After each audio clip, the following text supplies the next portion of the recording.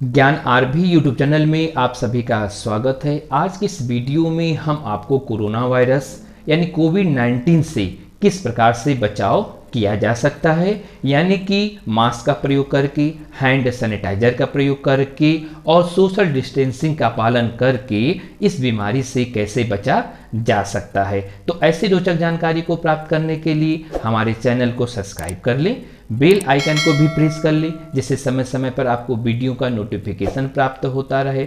Video को देखते समय उसे लाइक कर दें, अपने दोस्तों में इसे शेयर करें। आपके जो भी विचार होते हैं उसे कमेंट बॉक्स में लिख दें। तो देर न करते हुए हम अपने वीडियो को शुरू करते हैं। आप हमारे साथ बने रहिए। आज की इस वीडियो में हम आपको बताएंगे कोरोना वायरस और कोविड-19 से कैसे बचा जा सकता है। यानी इस वीडियो के माध्यम से हम आपको जानकारी और सावधानी ही बचाव है के माध्यम से ये बताना चाहेंगे कि किस प्रकार से मास्क, हैंड सैनिटाइजर और सोशल डिस्टेंसिंग का पालन करके इस बीमारी से बचा जा सकता है। तो सबसे पहले हम आपको बताने का प्रयास करेंगे कि वायरस क्या है और वायरस किसे कहते हैं। तो सबसे पहले हम समझने का प्रयास करते हैं वायरस है क्या। तो देखिए यहाँ पर वायरस का जो शाब्दिक मीनिंग होता है उसे कहते हैं विष के कण। यानी वायरस का शाब्दिक मीनिंग होता है विष के कण होता है, यानी पार्टिकल ऑफ पॉइजन के नाम से जानते हैं। देखिए यहाँ पर वायरस क्या है, वायरस यहाँ पर सजीव और निर्जीव के बीच की कड़ी कहा जाता है। यानी वायरस नॉन लिविंग और लिविंग के बीच का एक कड़ी है, यानी योजक है। इसलिए इसे विष के कण के नाम से जाना जाता है। अगर हम इनके जेनेटिक मटेरियल की बात करें तो जेनेटिक मटेरियल जो है इनका होता है आरएनए इनका जेनेटिक मटेरियल होता है। इनके बाह्य खोल की बात करें तो बाह्य खोल को यहाँ पर कैप्सिड के नाम से जानते हैं। अगर आपको कोरोना वायरस से संबंधित पूरा डिटेल अगर जानना है तो डिस्क्रिप्शन बॉक्स में लिंक दिया गया है, वहां से जाकर जो है आप देख सकते हैं। इस वीडियो में हम आपको सिर्फ जानकारी ही बचाव है, यानी इस वायरस से संबंधित जो जानकारियां हैं, जो सावधानियां हैं, उनके बारे में बताएंगे। ठीक है, तो चलते हैं। सबसे पहले हम लोग इस नियम का पालन करते हैं कि जानकारी व सावधानी ही बचाव है, और जानकारी और सावधानी ही बचाव के अंतर्गत हम आपको मास्क का प्रयोग और उसके बाद जो होता है हैंड सैनिटाइजर का प्रयोग और सोशल डिस्टेंसिंग का प्रयोग करके किस प्रकार से इस बीमारी से बचा जा सकता है। तो सबसे पहले हम आपको मास्क का प्रयोग बताएंगे कि मास्क का प्रयोग किस प्रकार से करना चाहिए और मास्क कितने प्रकार के होते हैं। तो यहाँ पर हम आपको बता रहे हैं कि यहाँ पर 3 तरह के मास्क यूज होते हैं।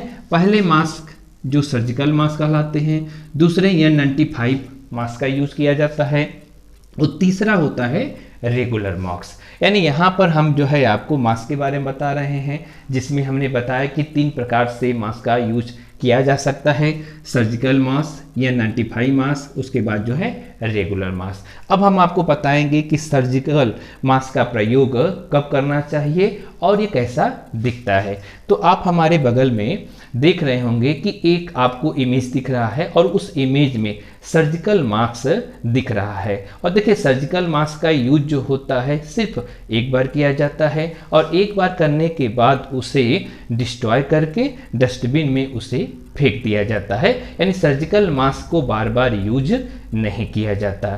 ठीक है, तो यहाँ पर आप जो है सर्जिकल मास्क के बारे में समझ गए होंगे। उसके बाद जो है अब हम आपको बताएंगे N95 मास्क का प्रयोग कब करना चाहिए, कौन करता है। तो आप हमारे बगल में एक इमेज देख रहे हैं और इस इमेज में N95 मास्क आपको दिखाई दे रहा है। देखिए N95 मास्क जो होता है ये 5 लेयर का बना हुआ मास्क होता है और इनका यूज जो होता है सिर्फ डॉक्टर पेशेंट के इलाज करते समय यानी इनका प्रयोग करते हैं। यानी खास करके डॉक्टर उन पेशेंटों का इलाज करते समय यानी जो कोविड-19 से पीड़ित है तो उनमें इस मास्क का यूज किया जा सकता है। ठीक है, तो हमारे बगल में जो इमेज देखेंगे और उस इमेज में N95 मास्क दिखाई दे रहा है, लेकिन यहाँ पर आप ये समझ सकते हैं कि जो इमेज यहाँ पर हम दिखा रहे हैं वह इमेज सिर्फ जानकारी के लिए है और यह किसी कंपनी के प्रचार के लिए नहीं है। मैं इस कंपनी का कोई प्रचारक नहीं हूँ। तो देखिए N95 का यूज सिर्फ डॉक्टरों के लिए होता है, वैसे भी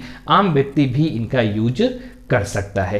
अब हम चलते हैं रेगुलर मास्क। देखिए रेगुलर मास्क का प्रयोग जो होता है आम व्यक्ति भी कर सकता है और रेगुलर मास्क जो होता है आपके बाजार में बहुत आसानी से उपलब्ध है। वैसे भी हम आपको एक इमेज के माध्यम से भी दिखा रहे हैं। इमेज में आप देखेंगे तो एक रेगुलर मास्क आपको दिखाई दे रहा है। अब इस रेगुलर मास्क का प्रयोग जो होता है हम रेगुलर करें, क्योंकि इससे पोल्यूशन से भी बचा जा सकता है, प्लस जो होता है कुछ ऐसे वायरस के कणों से भी बचा जा सकता है।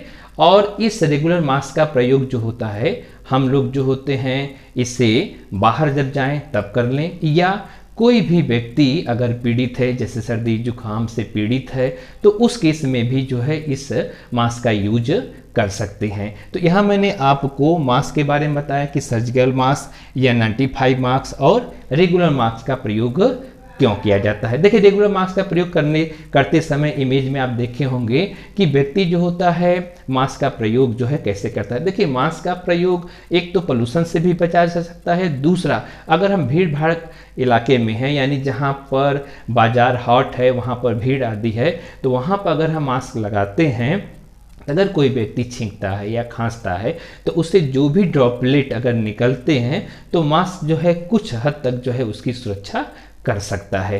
तो हमें अगर घर से बाहर निकलें तो इन मास्कों का प्रयोग जरूर करें। अब हम आपको बताएंगे कि हैंड सैनिटाइजर का प्रयोग कब करना चाहिए और हैंड सैनिटाइजर किस प्रकार से करना चाहिए। तो सबसे पहले हम लोग ये जानने का प्रयास करेंगे कि हैंड सैनिटाइजर ये बेस होते कितने हैं। देखिए यहाँ पर हैंड सैनिटाइजर जो है आपको दो तरह के बताए गए हैं, एक एल्कोहलिक वाटर बेस होते हैं और दूसरी रबिंग एल्कोहल होते हैं। तो सबसे पहले हम आपको बताना चाहते हैं कि alcohol based hand sanitiser that is at least 60% इसमें एल्कोहलिक होती है, यानी 60% एल्कोहलिक जिसको बोल सकते हैं इन वाटर। अगर वाटर में घुलित एल्कोहलिक बेस है तो वहाँ पर 60% एटलीस्ट एल्कोहल होना चाहिए। ये सबसे ज़्यादा हम लोग प्रयोग जो होते हैं स्प्रे में करते हैं, खास करके हम लोगों के पास स्प्रे जैसी होती है तो जहाँ पर हम लोग बैठते हैं या कोई सामान होते हैं तो उस पर स्प्रे कर सकते हैं और एल्कोहल कितना है 60%। आगे हम आपको बता रहे हैं कि जो रबिंग एल्कोहल होता है जो हाथों में लगाते हैं, है ना, हाथों में लगाकर हम लोग जो अपने हाथों को सैनिटाइज करते हैं तो उसमें कौन सी मात्रा होती है। तो आपको हाँ देखना चाहिए कि जो रबिंग एल्कोहलिक हैंड सैनिटाइजर होते हैं उसमें इथेनॉल या आइसोप्रोपिल एल्कोहल या आइसोप्रोपेनॉल ये रबिंग एल्कोहल बेस्ड होते हैं, यानी इसे हम जो है यूज कर सकते हैं। इसको रिकमेंडेड कौन रिकमेंडेड करता है तो by the United state centre for the disease control and the prevention, यानी सीडीसी के द्वारा इसे रिकमेंडेड किया जाता है कि हाथों को आप रबिंग करके उसे सैनिटाइज कर सकते हैं। लेकिन ये कहाँ यूज करेंगे, जो रबिंग एल्कोहल होता है कहाँ यूज करेंगे, तो ये यूज करेंगे कि only if soap and the water are not available, वहाँ पे यूज करेंगे जहाँ पर साबुन और पानी का यानी कि कमी है, या कह सकते हैं जहाँ पर साबुन और पानी उपलब्ध नहीं है वहाँ पर रबिंग एल्कोहलिक हैंड सैनिटाइजर का यूज हम लोग कर सकते हैं। तो यहाँ पर हमने आपको हैंड सैनिटाइजर के बारे में बताया कि यहाँ पर एक एल्कोहलिक वाटर बेस होता है और दूसरा होता है रबिंग एल्कोहलिक बेस होता है। और यहाँ रिकमेंडेड डॉक्टर कब करता है, जहाँ पर साबुन और पानी की उपलब्धता न हो, तो वहाँ पर हम लोग जो है हैंड सैनिटाइजर का यूज कर सकते हैं। आगे हम आपको बताएंगे कि सोशल डिस्टेंसिंग का पालन कितना करना चाहिए और सोशल डिस्टेंसिंग का मीनिंग क्या होता है।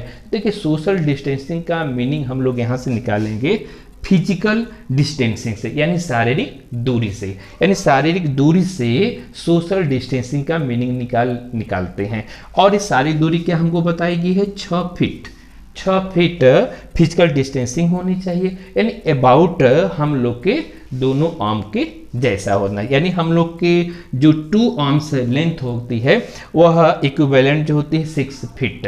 तो इतनी हमारी फिजिकल डिस्टेंसिंग एक व्यक्ति से दूसरे व्यक्ति में होना चाहिए। खास करके अगर इस बीमारी से व्यक्ति पीड़ित है, यानी कोरोना वायरस जैसी बीमारी से पीड़ित है, तो फिजिकल डिस्टेंसिंग हमें रखना चाहिए। यानी हम लोग को ये समझना है कि सोशल डिस्टेंसिंग का आल्सो मीनिंग क्या होता है। तो देखिए, social distancing also called physical distancing means होता है कीपिंग और safe space between the your self.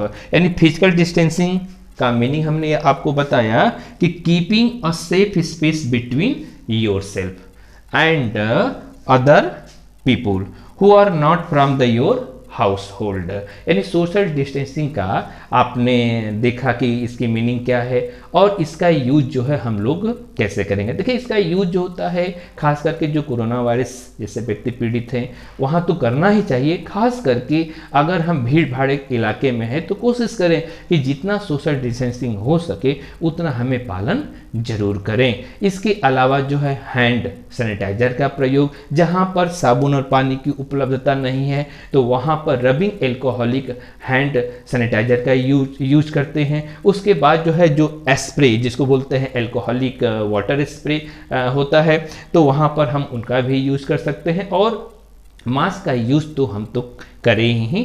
अगर घर पर रहें तो कोशिश करें कि घर पर खास करके आपस के लोगों से हल्का सा दूरी बनाए रखें और वहाँ पर न भी प्रयोग तो चले, लेकिन खास करके अगर बाहर जा रहे हों तो वहाँ पर मास्क का प्रयोग कर सकते हैं। और मास्क का प्रयोग में खास करके रेगुलर मास्क का प्रयोग करें। अगर हम पीड़ित हैं, मान लेते हैं सर्दी जुकाम बुखार आदि से पीड़ित हैं, तो सर्जिकल मास्क का भी यूज कर सकते हैं। लेकिन हाँ, यूज करने के बाद उसे डस्टबिन में जरूर डिस्ट्रॉय करके फेंक दें।